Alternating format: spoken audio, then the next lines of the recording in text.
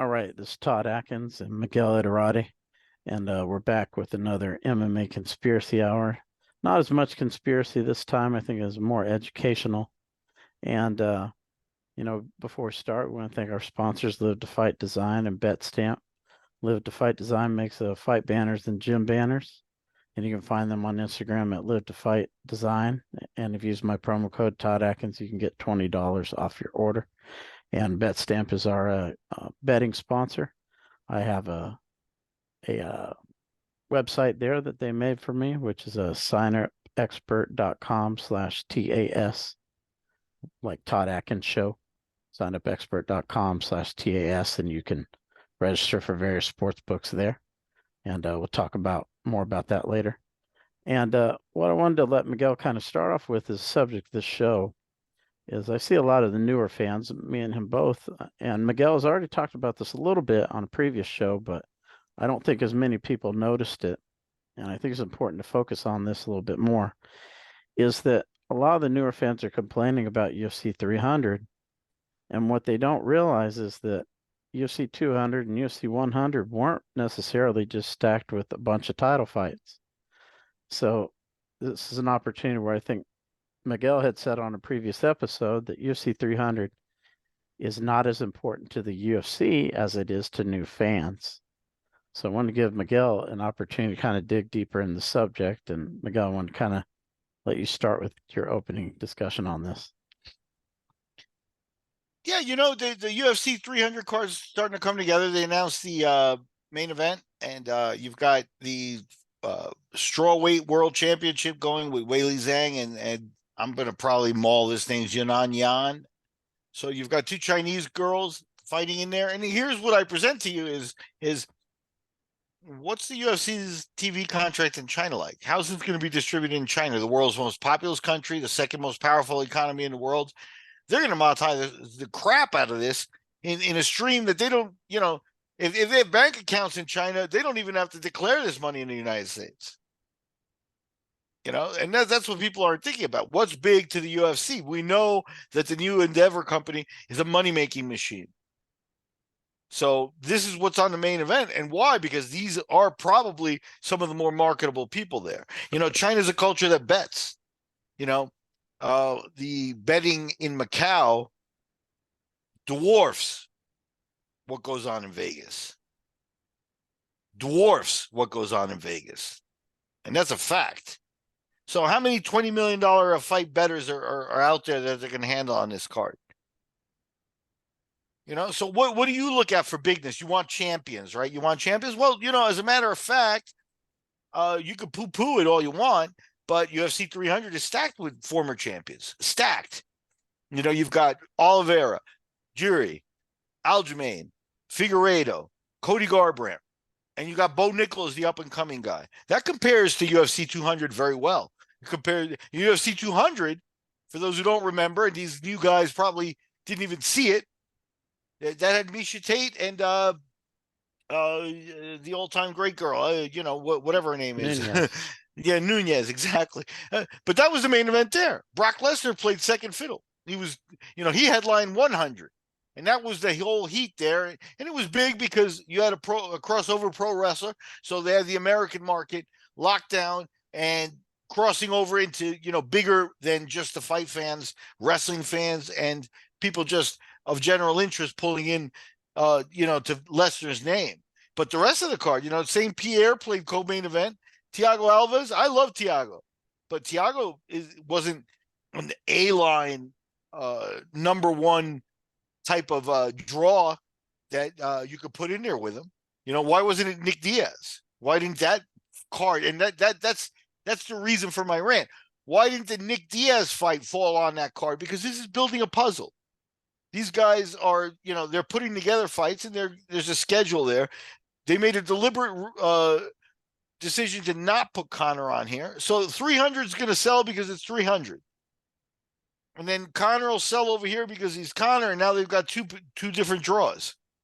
And that's how they do things. They won't put a super stacked card together because they could split it in half and draw twice.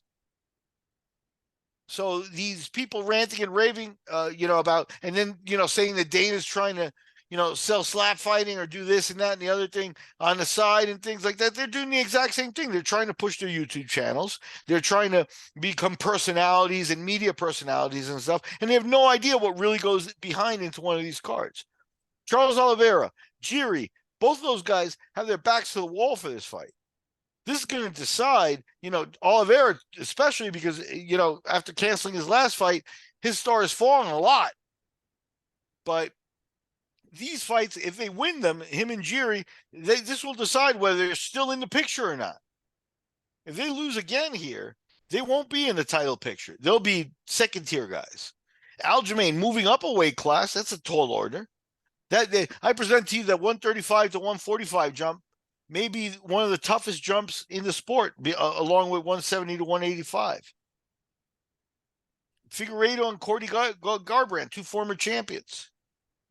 And then you got, like, you look at UFC 200, they had Sage Northcutt there. At that point, he was Dana White's suppository. And now he's all fighting at one after they broke his face and, he was discarded and stuff. That could happen to Bo Nickel. Now, Bo probably has more upside than Sage Northcutt, but they're very comparable in positions. Here's an up-and-coming guy that the company's going to put a lot behind. But I present to you this. If Bo is healthy, and you told Bo, yeah, you're going to fight in 298, Bo would have jumped at the idea of fighting a couple months earlier. Much better than just being on, I want to be on 300, so I'll wait for a payday. I'll lose 2 months more of my career to do this.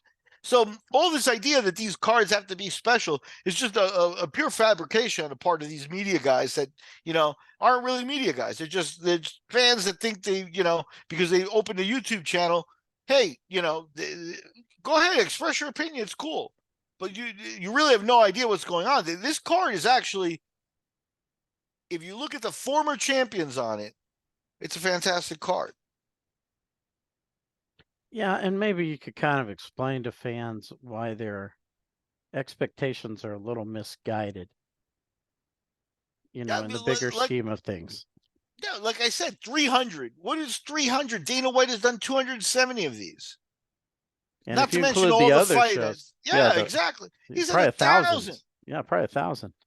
So what could he possibly do? Sure, he could say, again, Endeavor, under Dana and under the Fertitas, the company became exclusively a money-making machine. That is the number one priority.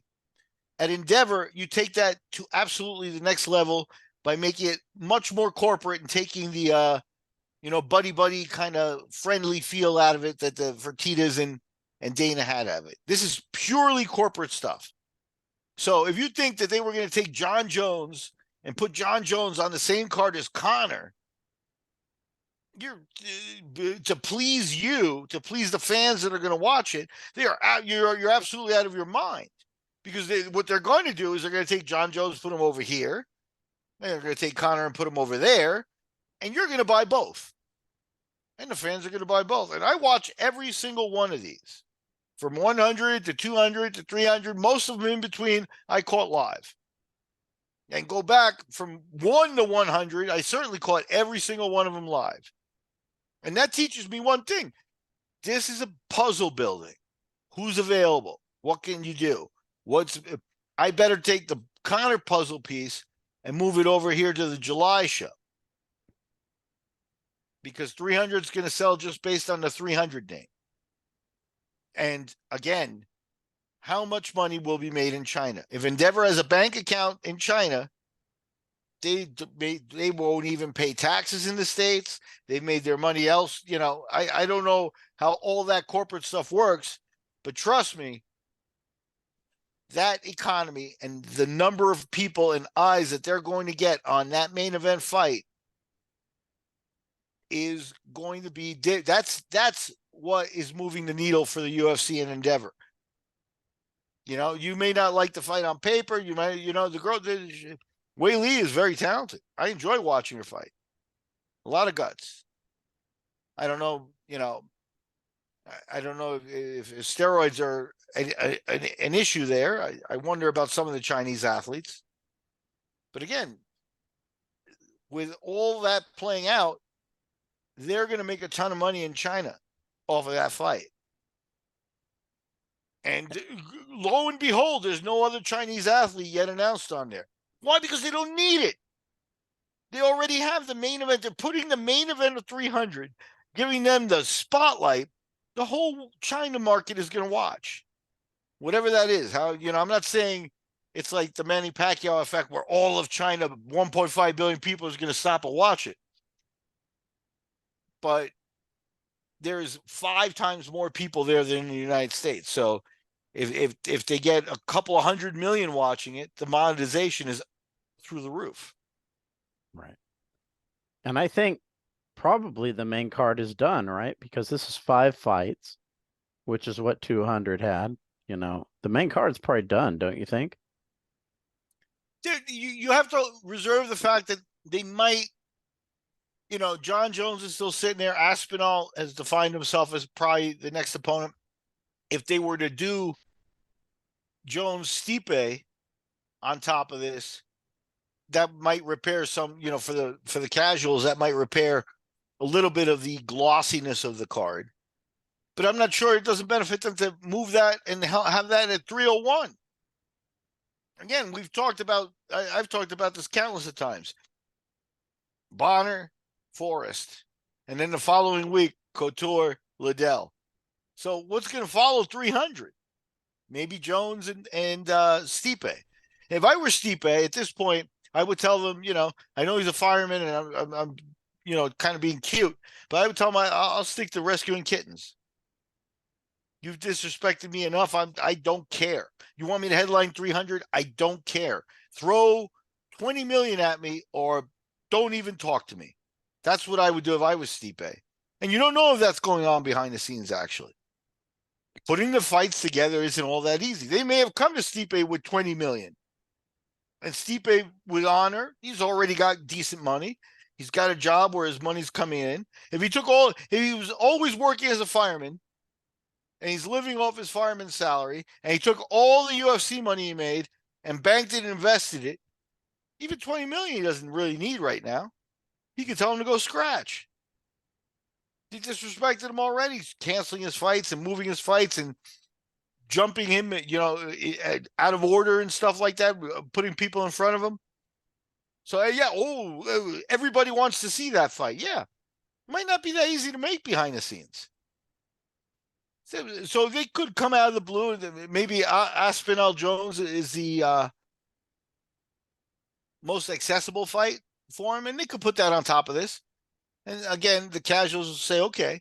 But again, if they took that and said, we looked in UFC 304, we're going to be in London. I'm not sure of that, but just for example, if the next time they go to London, I'd rather put Aspinall in London. Why would you waste him on this card where you've got all Chinese eyes? You're already making your money. A classic example of what you said, they could have put O'Malley Vera on 300. They didn't. They put him on 299. Yeah, they're trying to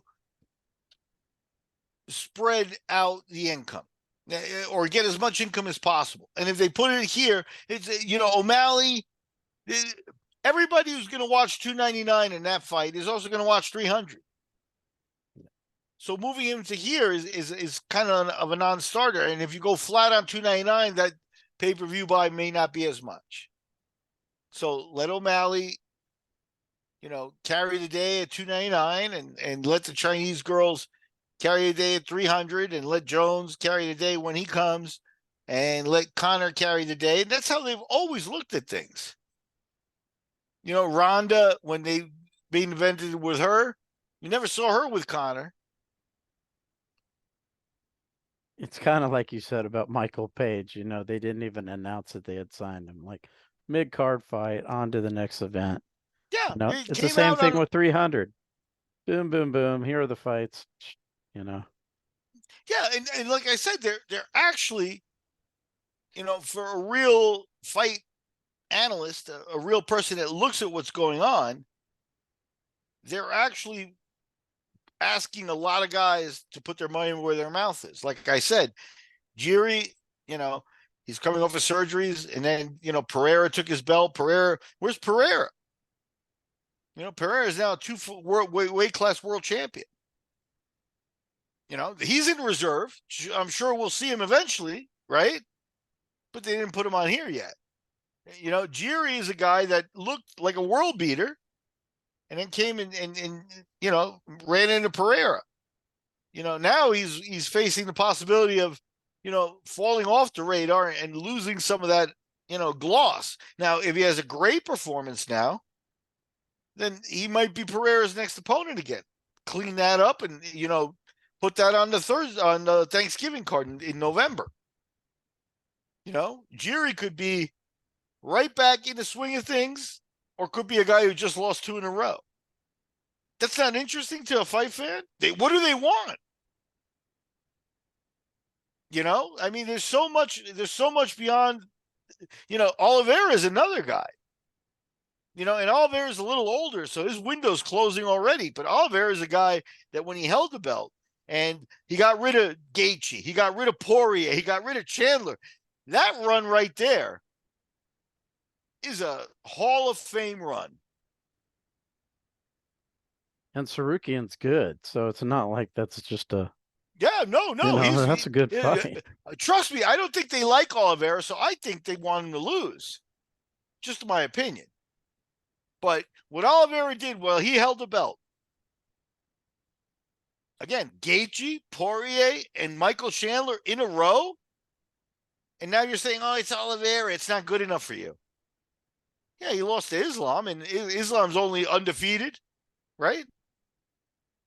So, I mean, come on. Oliveira is another guy, and he beat Beniel after that. So he's not looking at going 0-2. But certainly, he lost to Makhachev, beat Dariush, and now if he loses this fight, he's 1-2. You can't say he's in the title picture. But let's say you clean it up. If I remember correctly, Oliveira kind of felt a little intimidated by fighting Makhachev in Abu Dhabi. It was kind of like a hometown advantage for Makhachev, and the fight fell apart kind of. They stuck Volkanovski in there, and they did well, and Makhachev did well to raise his star and stuff. But if Oliveira wins this fight in good fashion, like he did with Gaethje, did rear naked, round 1, like he did with Poirier, rear naked, round 3, come on. If he is able to do that again and he's back in the title picture as a champion with 3 fights, Chandler in a row like that, Chandler he knocked out, you got an unbelievable run as a champion. Makhachev is a guy, I think Makhachev is a guy who's got balls. So if you were to say Oliveira's won this fight, let's do that fight, but let's do it in Rio. Makhachev will do it, and they won't have trouble with visas, and they won't have any problems. They haven't even explored bringing the Russians over to Rio and doing those real rivalry stuff. I predict to you that if they did, they'd be able to monetize there. So Oliveira, Jiri, right there. If what I've stated about these guys in these fights and where they are positioned in their career right now is not compelling, all you want to do is I want a bigger card. I want 5 championship fights. That's the most ignorant thing. When have they ever done 5 title fights? The show that ran over on pay-per-view, didn't they have like 3? You remember that? They start to run together, honestly, with Todd, because that's the thing about it is it's puzzle building.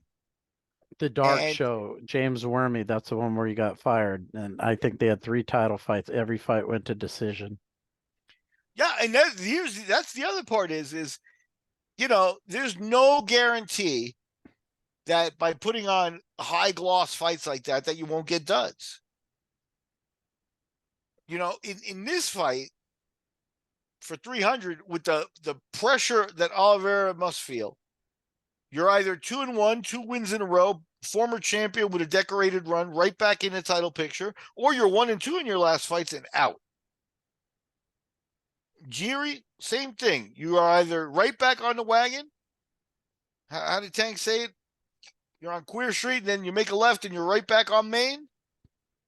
Jiri's at that point right now. If he loses another one, he's 0-2 in his last 2 fights. Aljamain moving up to 145, taking a risk. Aljamain is a guy that marches to the beat of his own drum. Moving to 145 is something a lot of people. Calvin Kattar is not a joke. So I'm interested in that fight. That's going to decide a lot of how we see Aljamain going down the line and in the future, what we get out of him. So there are a lot of guys in crossroad fights that this is a really compelling card if you have some type of depth to looking at it. Sorry, I lost my picture for a second. Yeah, I mean, it's ridiculous that, like you No, it's said, not. these. It's expected. It's expected. The guy, he's trying to plug his YouTube channel, and he's got his fans already and his followers, more followers than us or whatever. But again, things are very superficial. Yeah. People like the ranting and raving, but looking at the nuts and bolts of things, they've put together a very interesting card here. And that's, I think, why Dana is so tired of this crap that he doesn't even want to explain to you what I just explained to you. That these are rock solid fights with former champions all at a crossroads. They could call it. Remember when they used to do UFC Revenge, UFC, with the names? They could call this one UFC Crossroads. Yeah. Yeah, I mean, it's interesting.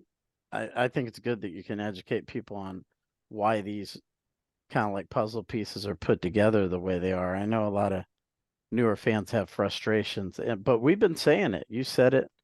I don't know if it was two or three shows ago. You flat out said this show is not as important to the UFC as the newer fans think it is. Yeah, The newer fans think it's important. and they've actually to it as well, and that's where the fans are saying. First, the fans are wrong if they say this is a flat show.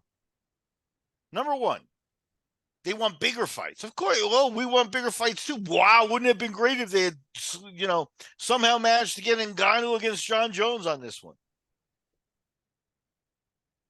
Yeah, the contracts won't let that happen. The puzzle pieces aren't there. Yeah. This is a good card.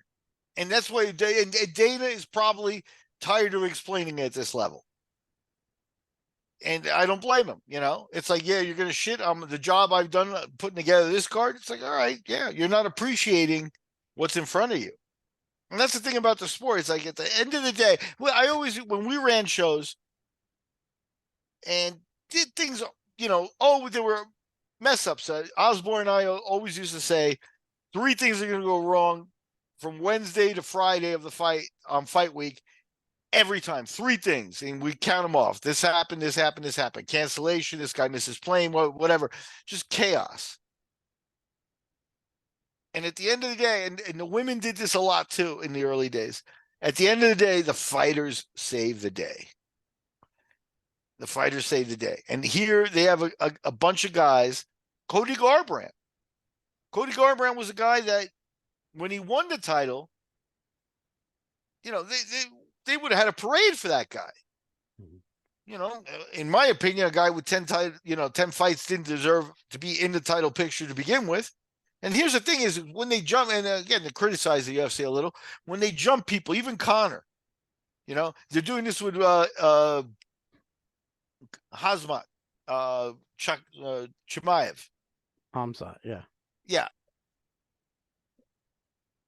If the guy is talented,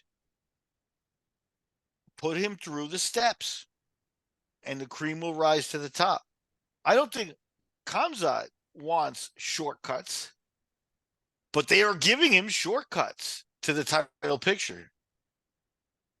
Why not let him fight 3 more times and get 3 more wins? And if he falters, then, you adjust and things like that. But no, what they want to do is rush him in, democratize. The fighters don't want to be given shortcuts. But that's what they do. So putting this card together was it's actually, now that I'm actually looking at it even more for you, for this show, this is a better fight card than 200.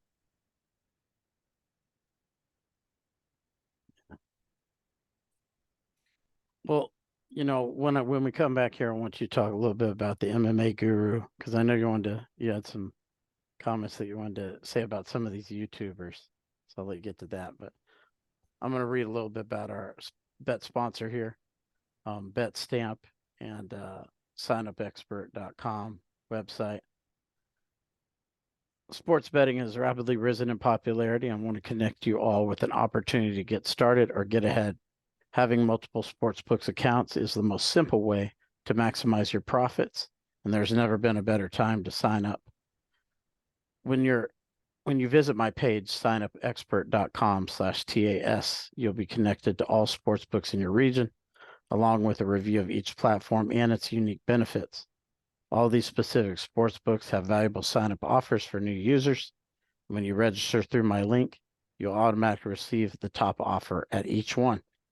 When you use multiple sportsbooks, you ensure that you can always access the best available odds, which is key to successful sports betting. If you want to take advantage of these benefits and support our brand, please consider signing up for your next sportsbook at signupexpert.com/TAS. And that is through our sponsor, BetStamp. Now, Miguel, I kind of wanted to give you a chance to talk a little bit about some of these YouTubers and how you're saying, kind of comparing how they're doing the same thing Dana's doing, you know, by promoting Power Slap or his bull riding. They're doing the same thing by trying to create web hits and by being over the top. That is what it's all about nowadays, and it's like, I'll present it to you this way. I rarely toot my own horn, but I was a matchmaker before Joe Silva, and I present to you that me and him, we had sort of a friendly competition over that, a little bit of a rivalry kind of thing. And it's my opinion. I'm pretty sure that you can back it up with facts, but there you can look back and there's a huge series of weigh-ins and things where Joe Rogan would introduce Joe Silva as the greatest matchmaker on the planet. That was a shot at me, guaranteed. So I've been around, the MMA guru. I looked it up here. Guru definition. The first definition it has to do with the Sikh religion. So we'll throw that out with respect to the Sikh religion. The second one is an influential teacher, which this guy is not, or a popular expert. And that's what you have, a popular so-called expert. He's declared himself an expert, but he's not. He wasn't at UFC 200. He wasn't at UFC 100. He wasn't at any of those events. Where was his channel then? Where was he watching then? Where was his opinion then? Yeah, maybe he's a younger guy, so he had to grow into his spot and stuff like that. But the rant I recently saw where, he's disappointed with UFC 300. It just sounded like an amateurish, non-professional person who doesn't understand the sport to me. And I won't look at it now. Granted, he doesn't watch my channel. He could care less what I say. And I understand that. I'm very comfortable with where I am now in the world. But, just like I don't move his needle, he moves mine less. That's all I have to say. Yeah, I think on YouTube, it seems like the more extreme you are, the more interest you'll draw. Yeah, if you get there's a monetization on the internet also that's kind of like the gambling monetization that's in the UFC. That's you can buy hits, you can buy views. That's all I have to say. You can buy subscribers. And the people that don't, they toil a little bit longer if they catch on, or to catch on, and some of them don't because they're not spending the money. So I'm not saying MMA Guru, spent a bunch of money on buying subscribers and hits and stuff, but it's also not out of the realm of possibility. Right. Yeah, some of those channels I know have done that for sure. Yeah, there's no doubt. Once if you went, how many subscribers does he have? Oh, I don't know, quite a bit. Yeah. I'm gonna go look, and and more power to you, dude. I mean, I'm not trying to take money off you out of out of your kids, food off your table, that kind of thing. But let's talk about it for what it is. You've invested to try to become that, and what's important now is that your monthly check comes in, and not that that you actually have to understand what's going on really in any way in depth, because it's very superficial, the type of people you're attracting. And he does have 145,000 subscribers. I present to you that the chances are that he paid for some of those is, you know, high. Yeah. I notice I'm not a subscriber. Yeah.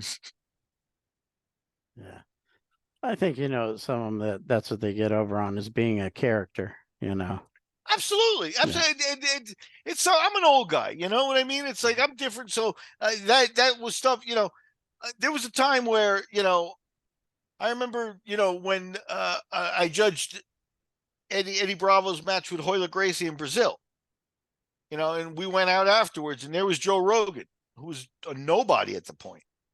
And then by the time we got to the ADCCs in California, he was a somebody. And his podcast, his comedy didn't make him his $1 million, his millions of dollars. It was his podcast and his understanding of this ball rolling that the internet and being a celebrity that way is now. Now he'll commonly tell you, I have so many more followers than CNN. And after that, when people got to that level of the extreme people that got to that level, you know there became a business of, hey, you can get to this level, we'll get, you give us $1,000, we'll get you 1,500 new subscribers. And again, is how many of the 145,000 followers that MMA Guru has actually watch, actually care about the sport, or how many of them were, maybe even paid a few dollars to go click, hit like, and subscribe, and then never visit again? That goes on. I can assure you that goes on. Yeah. If his 145,000 people that follow him are totally grassroots and grown from the heart, I'd be the most surprised person in the world. So his guru status is that of the definition. Let me go back to it. Where is it? Hold on. Where did I Well, do let's with it? see. The view counts are probably pretty good, I would think. Yeah, again, but you could buy views. Oh yeah. You could buy But you views, could and tell once the money channels starts, that where their once YouTube, subscribers to if, views if are very let's awkward or off. That's when yeah, you know. if let's say you get $10,000 a month from YouTube, and you're an average guy with a wife and 2 kids, a house, a car, a mortgage, $10,000 a month. Now you're making $120,000 a year. You're middle class to upper middle class. There's nothing preventing you from reinvesting at least $2,000 a month in your channel. Get me views. Get me this. So I don't know how they do it exactly. I don't play that game. I'd like to grow everything from the very beginning and see if you know the people that care add up here. But again, I present to you that, and I'm not picking on MMA Guru because there's lots of these guys. Mhm. You know, I present to you that they're creations of a new type of business. And again, if he wants to come on this show and go pound for pound fight knowledge with me, I'll take that fight. As with John Peretti, who's you know, Yeah, exactly. There's a perfect example. yeah. We get forgotten, but actually, the situation is it's just it's a modern and a new thing. People are gonna say he has no views. Okay, I have no views. I'm okay with that. I haven't invested in that. I haven't tried more than just to come on and record a video with people or record my own videos and try to put them out there. But you want to get into nuts and bolts, I'll take that fight.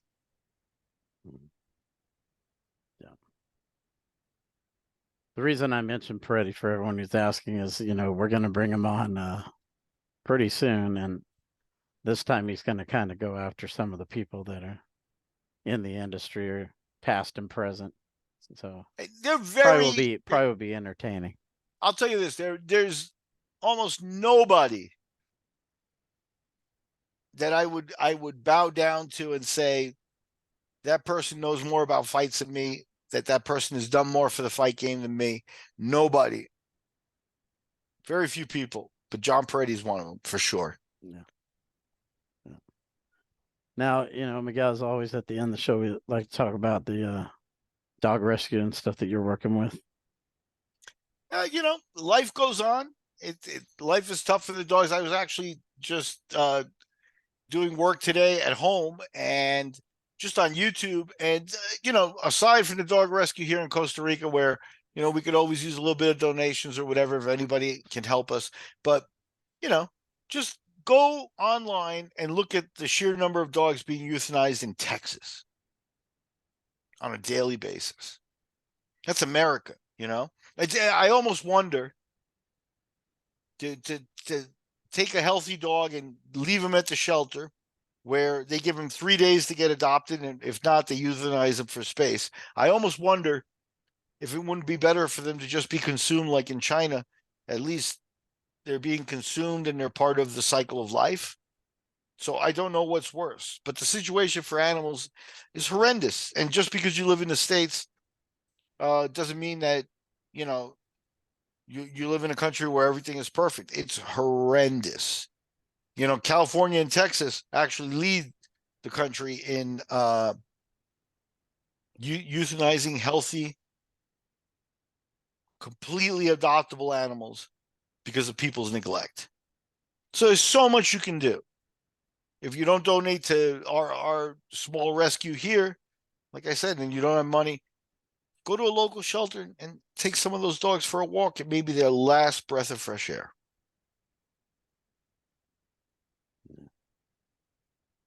That's pretty intense to think about. Yeah, And don't make me cry. yeah, it is. It's intense to think about it. Yeah, it's crazy. And there, you can watch videos. I don't know how intense you want to get, man, but to watch the dogs know. To watch a dog that's being dragged into a room that he doesn't want to go into because he's going to get put the needle because maybe he smells the previous dog. Who knows what's going through that animal? They're smart. They're like a 2 or 3 year old. When I call my dog, he comes. They're not stupid. So to watch a dog, a healthy, full grown adult dog that wants to live, be dragged into a room and then be put in a plastic bag and thrown out. Most people would rather just turn a blind eye and just say that doesn't happen. Yeah, it's okay. It doesn't happen, but it does. Yeah. And anyone who wants to donate, we always put the links in our shows, in the comments and stuff, so we can see them, and you can donate there to Miguel's rescue in particular. And as always, Miguel, appreciate your insight, and it's good to go deeper into this UFC 300 and kind of the topic that we kind of touched on a little bit, but I think it needed more No, I'm focus. thankful. I'm thankful for the subject of the podcast. You know what? Doing this podcast and making me think about it a little bit, I'm actually more psyched for this card than I was. I really, it was a humdrum card. Yeah, it's the next one and whatever. Yeah, I'll watch it. But now, actually looking at it with all the ex champions and where they are in their careers and stuff, I'm thinking it's actually more important, and they've done a lot more work on it than people are giving them credit for. Well, everyone's watched the show, we always appreciate it. And till next time, be on the lookout and take care.